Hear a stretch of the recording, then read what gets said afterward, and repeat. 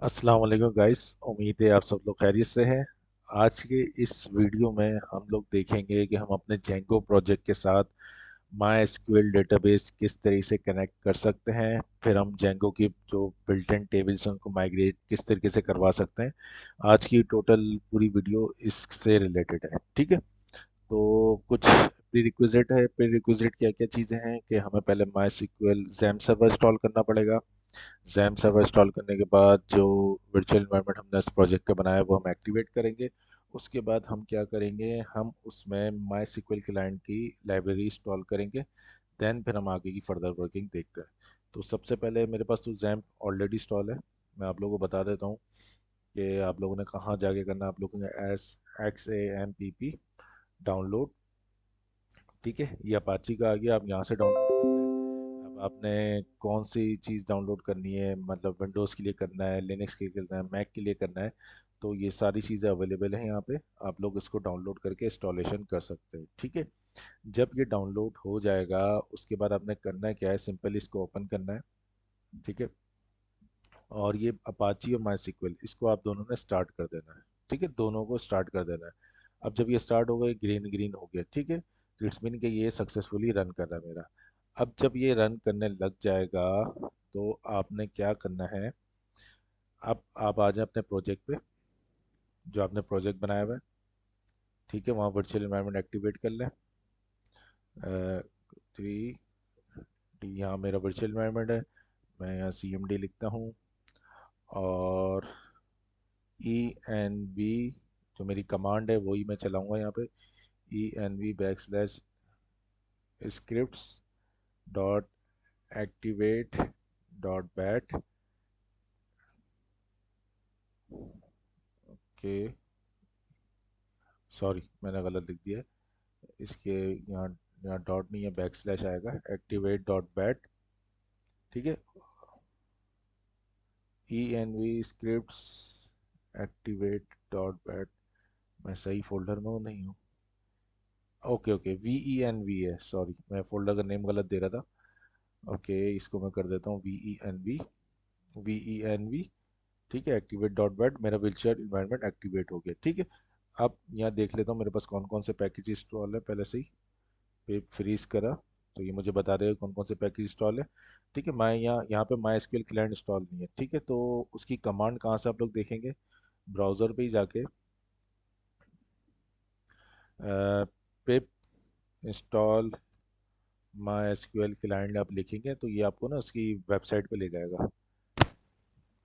यहाँ मैं गूगल पे अगर खोल लूँ, पिप इंस्टॉल, वैसे कमांड तो यही है लेकिन मैं आपको बता रहा हूँ कि आप लोगों को कोई कमांड ना मिल रही हो तो आप लोग कहाँ से देख सकते हैं, ठीक है। यहाँ मैंने इसको लिख के एंटर करा,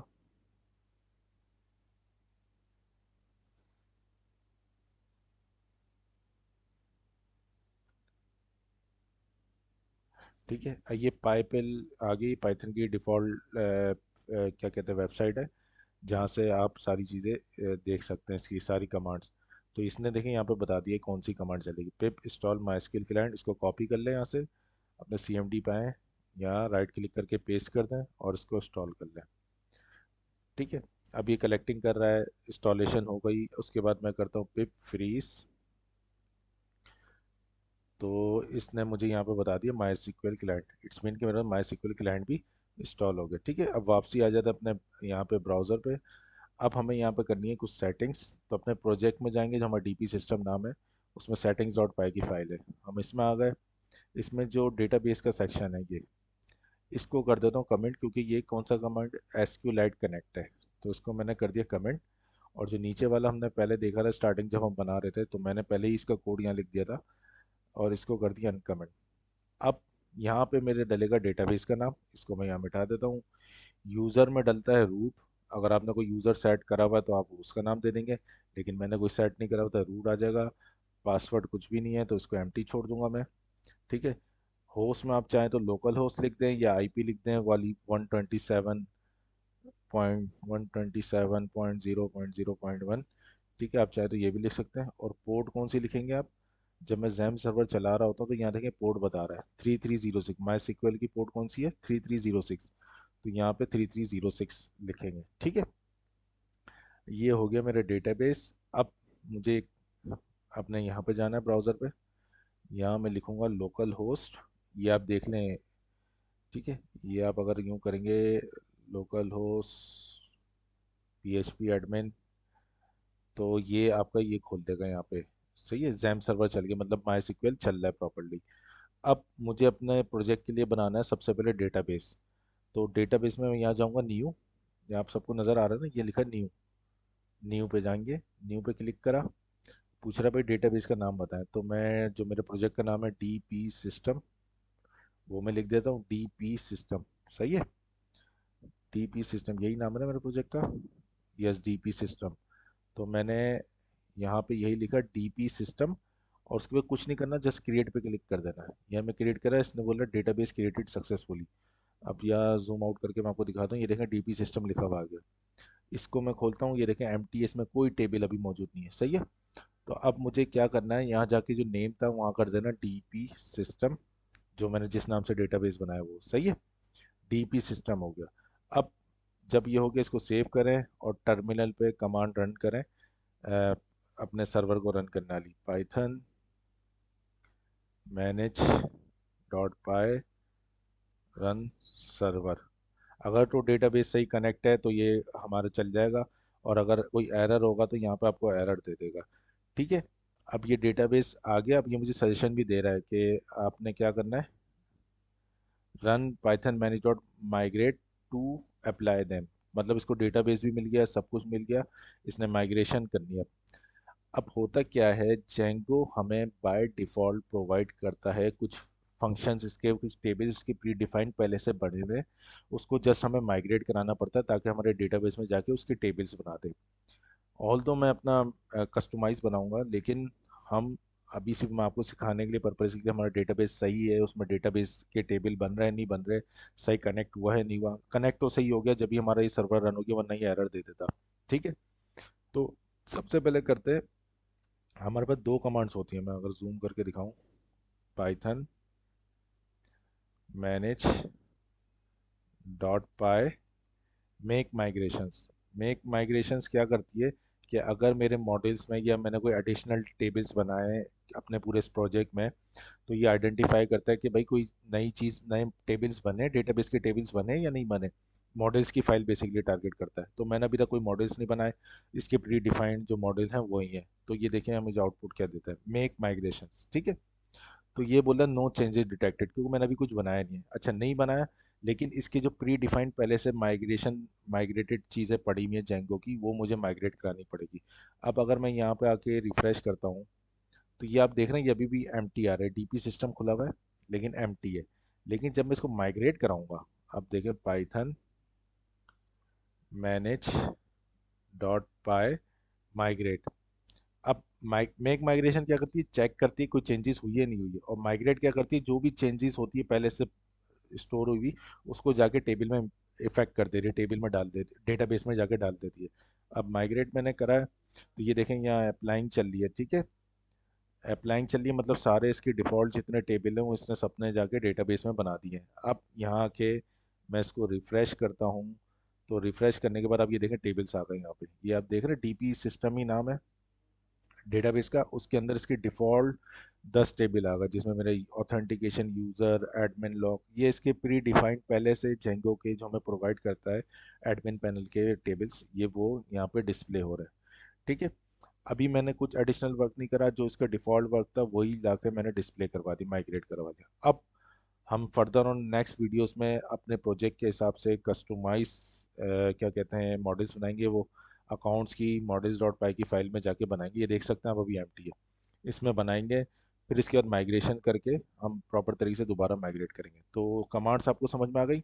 मेक माइग्रेशन क्या करती है, चेक करती है कि मेरे पूरे प्रोजेक्ट में कोई टेबल्स एडिशनल मॉडल बना है या नहीं बना। नहीं बना तो बोल देगी नो चेंजेस डिटेक्टेड। उसके बाद जब मैं माइग्रेट करूंगा, तो माइग्रेट क्या होता है, जितनी भी चेंजेस उसने डिटेक्ट की हुई होती हैं पहले से, वो जाके डेटाबेस में इफेक्ट कर देती है, इम्पैक्ट कर देती है, मतलब प्लेस कर देती है। तो आपने देखा जैसे migrate just Python manage dot py migrate की कमांड चलाई मैंने, तो उसने क्या करा, जाके मेरे डेटाबेस के अंदर, डीपी सिस्टम के अंदर मेरे टेबल्स गिरा दिए। अब इसमें इसके अपने डिफ़ॉल्ट बनी हुई चीज़ें कि आईडी, पासवर्ड, लॉगिन क्या होगा। मैं अगर आपको एक सुपर यूज़र बना के दिखाऊं तो ये आप देख सकते हैं। मैं टर्मिनल खोलता हूँ, उसकी कमांड है Python manage, MANAGE, manage dot py create super user, create super, MANA, spelling सही नहीं लिखी, manage dot py create super user. अब ये मुझसे पूछेगा उसका नाम क्या है, मैं उसका नाम बोल देता हूँ सैयद, उसका नाम है। अब ईमेल पूछ रहा है, मैं लिख दे रहा हूँ सैयद@gmail.com।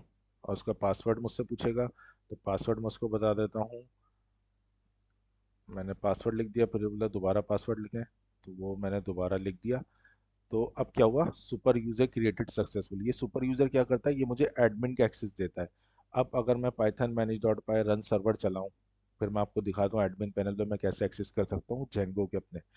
इसने मुझे सर्वर रन कर दिया। अब मैं इसको रिफ्रेश करता हूँ तो यहाँ देखिए रिकॉर्ड आ जाएगा, ये देखें रिकॉर्ड आ गया एक, वन जो मैंने नाम दिया सैयद, जो मैंने ईमेल एड्रेस दिया था वो, इस स्टाफ, इस एट, इसकी डेट आ गई, जो इसके प्री डिफाइंड पहले से टेबल्स के मॉडल बने हुए, देख रहे हैं किस तरीके से प्रॉपरली वर्क करता है। ये फ़ायदा होता है जेंगो का कि हमें पहले से ही सारी वर्किंग करके दी हुई है, हम उस पर काम करते हैं। अब मैंने अपना सर्वर रन करा। अब मैं आपको दिखाता हूँ इसका एडमिन पैनल। एडमिन लिखूंगा, ये एडमिन खुल गया। यहाँ मुझे वो डालनी है ईमेल, या जो मैंने यूज़र नेम दिया था वो, और यहाँ मुझे डालना है पासवर्ड। अब मैं इसको लॉगिन करता हूँ तो ये देखें मुझे जेंगो के एडमिन पैनल पे लेके आ गया है। बाय डिफ़ॉल्ट जेंगो में क्या क्या चीज़ें क्रिएट होती हैं, एक ग्रुप्स और एक यूज़र।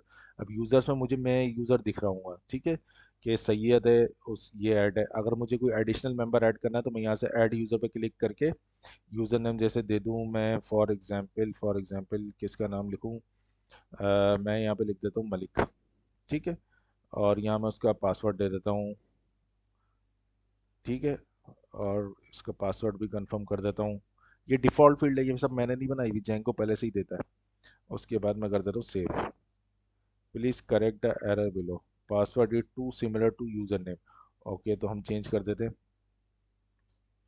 23ASD 1234545। आप सेव करके देखते हैं। Please correct the error below, password मैं इसके लिख देता हूँ पाकिस्तान 123। ये क्या, IS पाकिस्तान 123।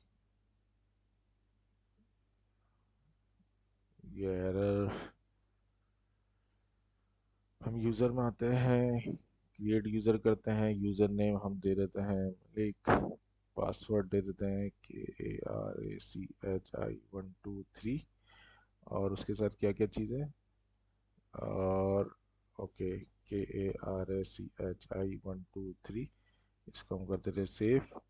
तो ये यूज़र मेरा सक्सेसफुली क्रिएट हो गया है। अब इसकी कोई पर्सनल इन्फॉर्मेशन मुझे देनी है, first name, last name, email address, वो मैं यहाँ से दूंगा कि फर्स्ट नेम में लिख दो सैयद, लास्ट नेम लिख देता हूँ मलिक, ईमेल दे देता हूँ malik@123 malik@gmail.com, ठीक है।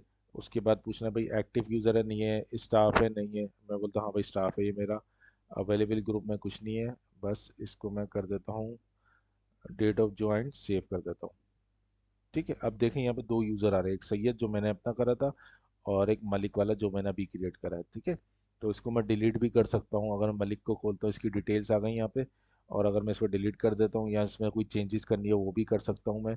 तो मैं आपको ये दिखा रहा हूँ कि जेंको हमें कितना समराइज, देखें पहले से एडमिन पैनल बना हुआ है इसके, यहाँ मैं इसको क्रिएट कर सकता हूँ, जितने मॉडल्स मैं ऐड करना चाहूँ यहाँ पे ऐड कर सकता हूँ यूज़र का।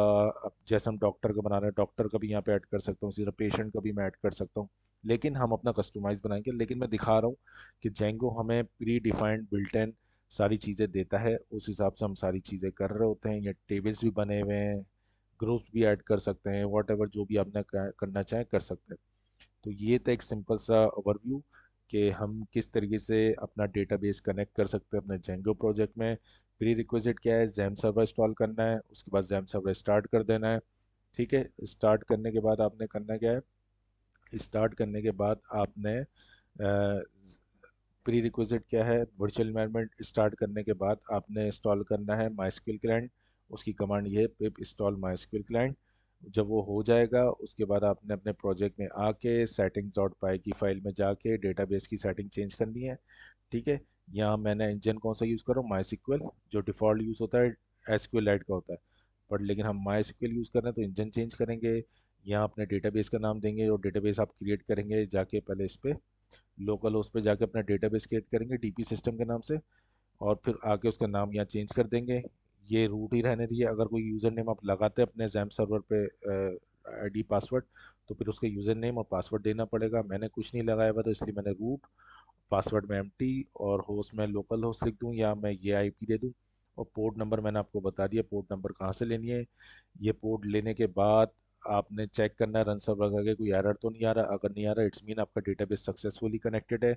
उसके बाद आपने दो कमांड चलानी है, पाइथन मैनेज डॉट पाई मेक माइग्रेशंस। मेक माइग्रेशंस बता दी कि कोई चेंजेस हुई है या नहीं हुई है। उसके बाद दूसरी कमांड चलानी है Python manage dot py migrate. वो क्या करेगी, जितनी भी चेंजेस हुई हुई होती हैं पहले से वो जाके हमारे डेटाबेस में इंसर्ट कर देगी। ठीक है। तो उसके बाद फिर सुपर यूज़र बना के मैंने जेंगो का एडमिन पैनल का एक्सेस लिया। उसकी कमांड क्या थी, Python manage dot py create super user.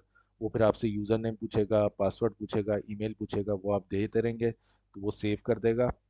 फिर आप जाके जो, अगर मैं आपको दिखाऊँ प्रोजेक्ट की यूआरएल डॉट फाइल, इसका देखें मेन एडमिन पे लिखा हुआ है एडमिन साइट यूआरएल, इसका डिफ़ॉल्ट सेटिंग है ये ना। तो जब मैंने 127 के साथ एडमिन लिखा इस तरीके से, तो इसने मुझे एडमिन का पेज खोल दिया ये वाला जिस पे मैं लॉगिन करके आया था। ठीक है। जब मैंने लॉगिन कर लिया, क्रिएट सुपर यूज़र के वाले क्रीडेंशियल डाले, यूज़र ने पासवर्ड डाल के लॉगिन करके यहाँ पे आ गया। फिर ये पूरा एडमिन पैनल है जिसको मैंने आपको करके दिखा दिया कि इसमें यूज़र ऐड कर सकते हैं, डिलीट कर सकते हैं। ठीक है, बहुत सारी चीज़ें इसमें कर सकते हैं। और आगे चल के हम चीज़ें देखेंगे। उम्मीद है आपको ये वीडियो समझ में आई होगी। कोई इशू कोई डिफ़िकल्टी हो तो काइंडली मुझसे पूछ लिया करें ताकि मैं आपके कॉन्सेप्ट क्लियर हो, तभी हम आगे चल के पूरा प्रोजेक्ट कंप्लीट करेंगे। Thank you so much guys. अपना ख्याल रखें।